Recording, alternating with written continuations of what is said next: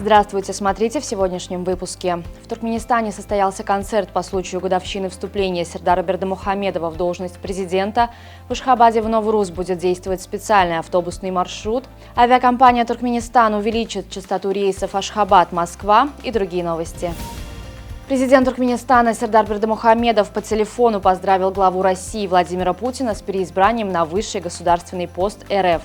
Ваше переизбрание на этот высший пост является показателем оказанного вам высокого доверия и признания ваших заслуг перед страной, сказал глава туркменского государства, передав также коллеге поздравления от имени национального лидера туркменского народа, председателя Халк Маслихаты Туркменистана Гурбангулы Бердымухамедова.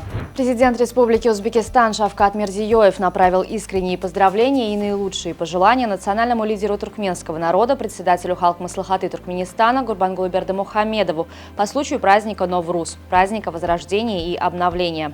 Пользуясь случаем, Шавкат Мирзиёев пожелал Гурбангулы Бердымухамедову крепкого здоровья, долгих лет жизни и семейного счастья, а братскому народу Туркменистана мира, устойчивого развития и процветания. 19 марта официально исполнилось 2 года со дня вступления президента Сердара Бердымухамедова на высший государственный пост.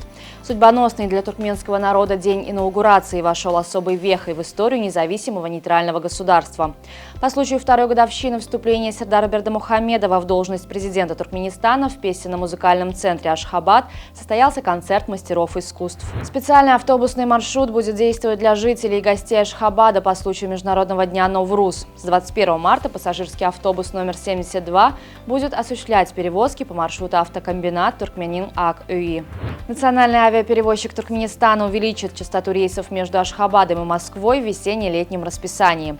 В период с 31 марта по 26 октября этого года количество ежедневных рейсов между столицами Туркменистана и России увеличится с 5 до 6. На 53-м году жизни скончался Василий Уткин, легенда российской спортивной журналистики. Предположительно, причиной смерти стали проблемы с сердцем.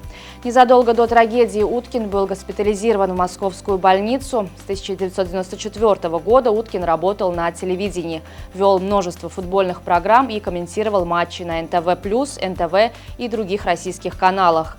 В 2017 году он объявил о завершении карьеры комментатора. В Сан-Диего, США, прошла масштабная благотворительная акция «Большая стрижка». Акция преследует 2 цели – помочь детям, борющимся с различными недугами, и побить рекорд Гиннесса по донорству волос. Организатором акции выступила компания, занимающаяся изготовлением париков для детей, потерявших волосы из-за таких заболеваний, как рак и аллопеция. В мероприятии приняли участие более 1000 человек, которые терпеливо ждали своей очереди, чтобы парикмахеры заплели их волосы в косы и отстригли. Полузащитник сборной Туркменистана по футболу Руслан Мингазов выбыл из строя и не сможет принять участие в мартовских отборочных матчах Чемпионата мира 2026 из-за травмы. Об этом сообщила пресс-служба национальной команды. В сообщении отмечается, что футболист получил повреждения во время тренировки накануне. Мингазов вернется в расположение своего клуба, чтобы пройти углубленное обследование и продолжить восстановление. В рамках отборочного турнира Чемпионата мира 2026 сборная Туркменистана сыграет 2 поединка против команды Ирана. 21 марта состоится первый матч в Тегеране, а 26 марта команды встретятся в Ашхабаде. На сегодня это все. Со всеми новостями вы можете познакомиться на сайте turkmenportal.com и на наших официальных страницах в социальных сетях. Всего вам доброго и помните, что Туркменпортал – ваш самый надежный источник новостей.